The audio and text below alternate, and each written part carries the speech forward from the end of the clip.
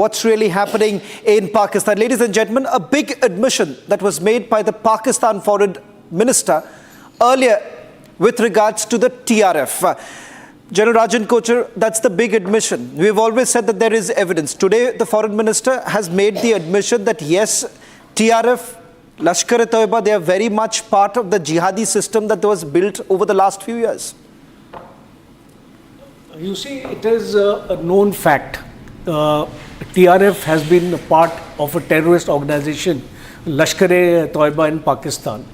And the very fact that their minister is coming out now openly, trying to prevent TRF being named in the UN Security Council resolution is a statement to the fact that Pakistan is an epicenter of terrorism, and all these terrorist parties are part of their ecosystem.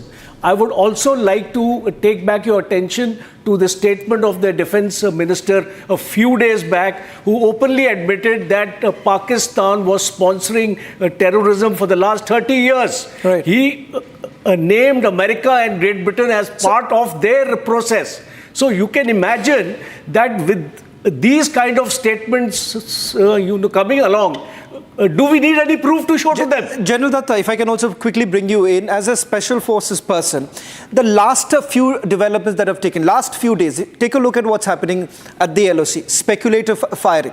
In fact, what has happened, they have intensified the speculative firing. Park rangers being changed, positions are essentially being changed. What do you really make of it? What exactly is Pakistan really up to? See, Pakistan is sweating. India has not declared that we are going to go to war. The Prime Minister said that we are going to go after the terrorist infrastructure in Pakistan. So we are going after the terrorist infrastructure. And just to highlight, what is the terrorist infrastructure in Pakistan? Right. Not the non-state actors. They are the government of Pakistan, the Chief of the Army Staff of Pakistan Army, the DGISI, and down the chain. We have unnecessarily been saying Lashkar-e-Toiba, Jaish-e-Mohammed. No. Now we are going to target those elements in Pakistan government who have been responsible for planning, perpetuating the acts of terror in India.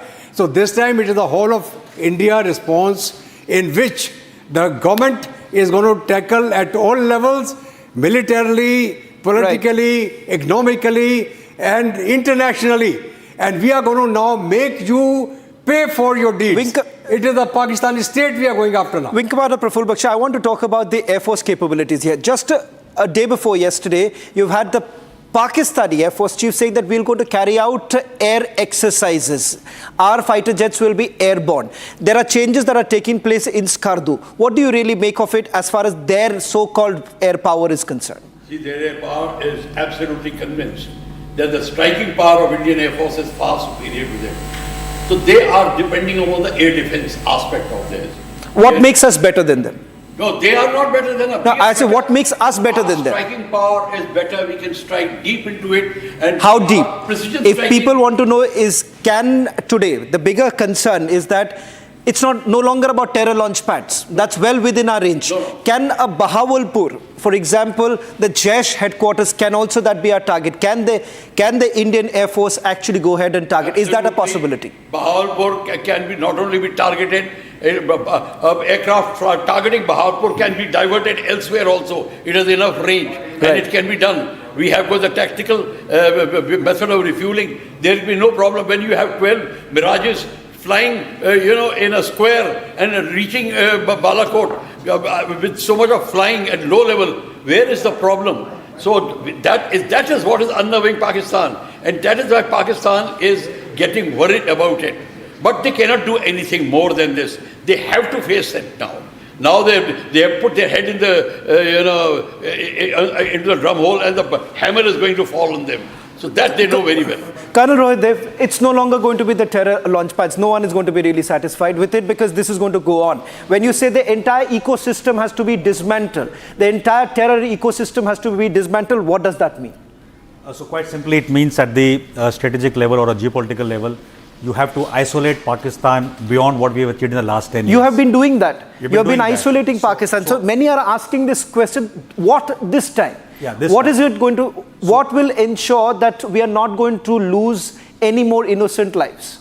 See, Shravan, no security apparatus in the world, including the biggest and the most, technically suave like US also, can guarantee you that quotient, right? And as long as there are traitors and sellouts within this country, it's bound to happen.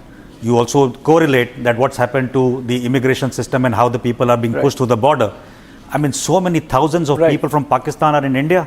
I think our biggest concern has never been addressed, which is the internal security and the strength of this country.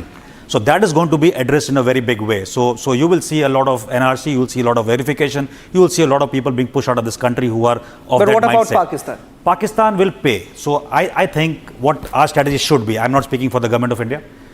There are many places after the Shimla agreement, and Pakistan by its own volition has put it in abeyance and put it aside. Good for us. Can't go to UN on that issue.